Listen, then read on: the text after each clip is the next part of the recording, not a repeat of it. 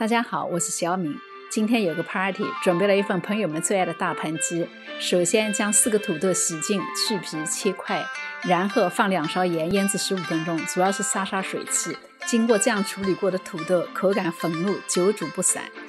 另外准备了西红柿2个、小圆葱2个、生姜1小块切片，蒜瓣15个拍碎，文昌鸡1只剁块备用。热油锅内放入1个切好的圆葱煸炒。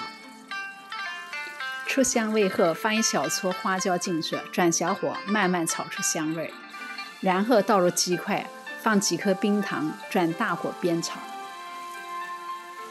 炒至表面断生，锅底像这样没有水分就行了。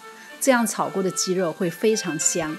然后加生姜片、料酒，倒入开水与热沏平，再将西红柿倒入，加生抽15毫升，醋5毫升。加少量醋会起到去腥提鲜的功效，然后加老干妈1大勺，喜欢吃辣的朋友可以加些辣椒碎进去，再加盐少许，香叶2片，盖上锅盖，中火焖煮。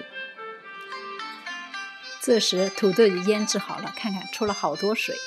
今天土豆切好后没有用清水冲洗，就直接放盐腌制了，所以氧化非常厉害，查资料不影响食用。土豆冲起后倒入锅中，与鸡肉一起中火焖煮，煮至鸡肉能用筷子插入，汤汁浓稠就好了。锅里一定要保留一定量的汤汁，便于拉面吸收。同时我们做了1斤面粉的拉面条，分批煮熟，然后用冷水过滤晾干备用。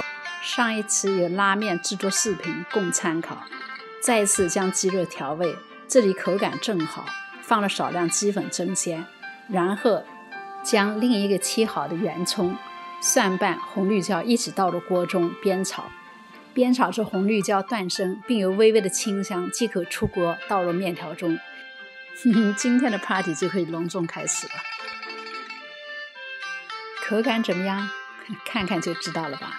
好嘞，喜欢我视频的就请关注和转发吧，谢谢您的支持。